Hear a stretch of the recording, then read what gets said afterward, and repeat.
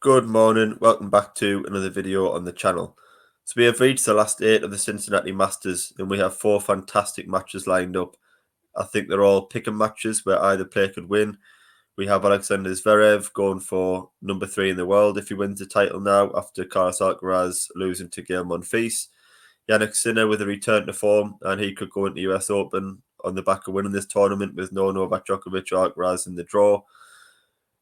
We have American interest as well with Ben Shelton and Francis Tiafoe, and also the young Brit Jack Draper making a huge run after beating Auger-Aliassime and Stefanos Tsitsipas to set up a last 8 match as well. So I'm going to predict all 4 matches, give a little preview into each player, and give you my predictions and who I think will reach each semi-final. Starting off with Alexander Zverev against Ben Shelton. And as I mentioned there, Alexander Zverev can actually go at number 3 in the world and knock down Carlos Alcaraz to 4 if he wins the title here in Cincinnati.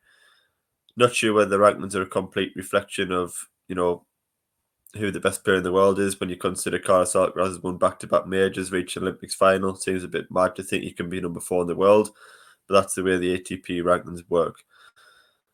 Zverev has the most wins now in 2024 on the men's side of the tour with 51, and I think that's a testament to how Alexander Zverev has transformed his game over the past couple of years to be ultra consistent. He's a major player now in any conditions, on any surface, and he's just improved his movement, his all-round game, his ability to absorb pace, his ability to switch his tactics up when he needs to, and he's a very, very good player, and he is top 4 in the world without any doubt. I think Zverev is on the verge of winning a major. I think the more experience he gets, the more Masters titles he wins. He's certainly got the ability to win a major now, in my opinion. It's just about getting over the final hurdle. And if he wins 1, he may go on to win 2 or 3 very quickly. He started well in Cincinnati from what I've watched of him. He's serving well. He's playing break points with real authority, whether he's saving them or converting. He's hitting lots of winners. He's strong around the net. He's counter-punching excellently, as we know Zverev does in a hard court. And as I mentioned, his movements majorly improved, in my opinion, in the past couple of years, which just allows him to defend more on a hard court, extend rallies, absorb pace, use his counter-punching abilities, and he's become a top hardcore player that I think will go into US Open as one of the favourites. On to Ben Shelton now, and I mentioned when I watched Ben Shelton against Denis Shapovalov at Wimbledon that it was one of my favourite matchups of the whole tournament. I was super impressed with Shelton at Wimbledon, and he's a player that I'm going to follow for many years. I think he's a player that can not carry the sport, but be a huge player in the sport, particularly when the likes of Djokovic and now Andy Murray have gone out. We need new names to come into the sport to sort of carry the torch and light up the court and entertain the fans and make the headlines. And I think Ben Shelton's a player that can certainly do that. He's got a bomb serve. His forehand's an absolute monster. But I think he's tactically very good already for a player of a young age. He's got real raw weapons, and I always compare him similarly to Nick Kyrgios in the sense that he makes tennis look very easy at times, and he makes tennis look like he just turns up and plays as if he's in the park with the way that he generates pace such easy. His forehand, as I said, is absolutely massive. He's got that rocket of a first serve, and he can rattle off games in super quick time. And he's got that exuberance, the entertainment factor, the X factor that you love to watch his matches. And he's a player that I'm certainly going to follow for years to come. He's obviously got part of his game that he can look to improve in the future.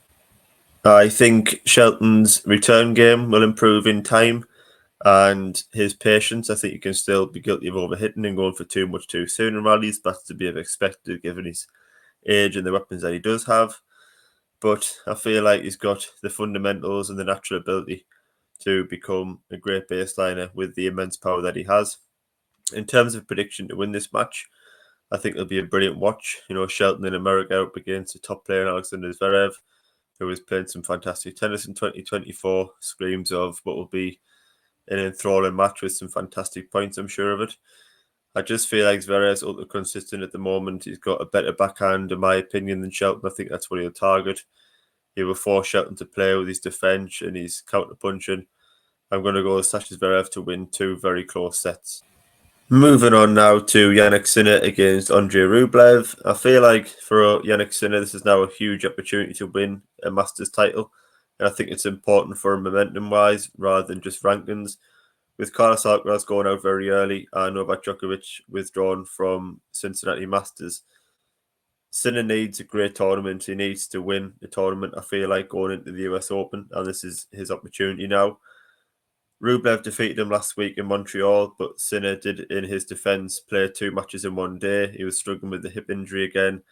Hopefully he's over that. I feel like, he's had a nice run here, having Jordan Thompson withdrawn in the last 16. He's had a couple of days off, whereas Rublev has had to do battle. I'm hoping Sinner's physically fresher and completely over the hip issue that he had now, and then he can put in a better performance and go into the US Open full of confidence. I just feel like Sinner needs matches. He's had an excellent start to 2024, winning that Australian Open. He was outright #1 player in the world at that time, but from clay season onwards, he's really struggled with lots of different fitness issues, and it's a worry for a player of such a young age. But I feel like there were signs in Montreal, there's been signs this week that he's starting to get over them, and hopefully he can peak at the back end of this tournament and take lots of confidence and brilliant play into the US Open. As for Andrei Rublev, he similarly to Sinner had a very tough 2024. After the Australia-US hard swing at the start of the year, he has really struggled. He was back to form in Montreal, reaching the final, which he lost to Alexei Popyrin when he didn't play his best tennis. But Rublev's a player that really loves conditions when they're very quick, and that's what they are in the US typically. He'll be confident of beating Sinner again after beating him last week. We know Sinner does still have questions over his fitness. I'm sure Rublev will look to exploit them again and take the match very deep. Rublev's a player that I feel like he's quite basic to watch. He's not the most amazing player to watch in the ATP Tour, but he is very effective. He's a relentless ball striker who generates incredible pace off forehand and backhand. He has matches where he makes very few unforced errors and he forces you to go big and switch your game up. I feel like overall Sinner should have too much quality for Rublev, and with his creativity, his variety, some of the tennis that we've seen, Sinner, particularly in Australia this year, would be far too good for Rublev, in my opinion, on a hard court. But Rublev will test him physically, and this match all depends on whether Sinner is 100% fit or not. I am going to go with Sinner in 3 sets. I feel like he is getting over the injuries slowly but surely, and may just peak in Cincinnati, and has the added incentive now that Djokovic and Alcaraz aren't going to be in the latter end of the draw. Moving on now to Frances Tiafoe against Hubie Hurkacz. And Tiafoe is another player that's had a tough year. He gave Alcaraz a scare at Wimbledon, a match that you could argue he should have won. Alcaraz done well to come back and win that one, playing a fantastic tiebreak in the 4th, I think it was, before dominating the 5th. I always feel like when you watch Tiafoe, the better the opponent there is, the bigger the magnitude of the match, especially in America, the better performance you see from Tiafoe himself. He's such a good player to watch. I think he's a player that we all know now can be inconsistent, but when he's on it and he's fit and he's firing and he's got the crowd behind him and he's really feeling the match and wanting to win, he's an incredible shot maker, and he can get an incredible rhythm of hitting great winners time and time again. And at times in his career, he's been unplayable. He's got wins over Sinner and Alcaraz this year, I believe. And he's a player that on his day, particularly in a hard court in America, is capable of beating anybody in the world. Hubie Hurkacz hasn't looked his best at all this week. Obviously had the meniscus surgery, and they seem to be moving not great around the court. Seems to be a little bit slower on his feet, in my opinion, not serving as well as he did pre-injury. He faced 19 break points in the first set against Brandon Nakashima in the opening round. Did save 17 of those and came through the match, but not a great sign when you face 19 break points in one set. He dropped a set against Kaboli yesterday, but actually got a very good win because he's a player that's been in great form coming into this tournament. Hurkacz is a player as well that can rely on his serve and his 1-2 punch. We know he's one of the biggest serves in the tour when he's fit and firing. How I would assess this match, I think Hurkacz plays at a more consistent level.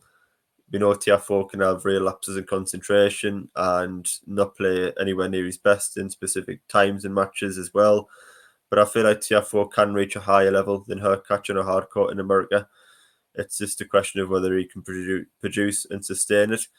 In terms of prediction, because it's in America and Tiafoe is on a hard court, I'm going to go with Tiafoe to win in 3 sets. Hurkacz will be tough to break, but I fancy Tiafoe to keep it close, serve well, take it to tie breaks. I just feel like Tiafoe can have those couple of moments where he makes incredible shots, hits some brilliant winners. and that might just edge the match in his favour. So I'm going to go Tiafoe to win in 3. Final quarter-final is between Britain's Jack Draper and Holger Rune. Jack Draper's had 2 brilliant wins against Auger-Aliassime and Stefanos Tsitsipas. It's a question whether it is Jack Draper finally coming into his own, and is he going to be able to consistently produce this level of performance and start reaching the back end of Masters and Majors consistently. Draper's a player that's been highly tipped in Britain for many years. You know, Andy Murray's a huge fan of Draper's. I think a lot of the British tennis fans are massively behind Draper and hoping he carries on the torch from Andy Murray and perhaps wins majors in the future. But with Draper, it's a question over his physicality and is he over the injuries. He's suffered with lots of different injuries over the year, most notably the shoulder. But he's got really strong talent. You know, he's got a great lefty serve, a massive forehand, a very solid backhand, nice movement. But it's just the question of when he has demanding matches, whether he can follow it up with other positive performances. And that's not something that he's been able to do yet in his career. He is still very young, and it's not very often that we've seen Jack Draper get to quarterfinals of Masters and Majors. So I'm interested to see how he stands up physically against Holger Rune in tomorrow's match. That one's being played tomorrow in America. Rune is an excellent hardcore player. He's a player that sort of goes under the radar now because he's had a couple of years where he switched coaches. He hasn't really produced the performances that he's, you know, dubbed to do or justified.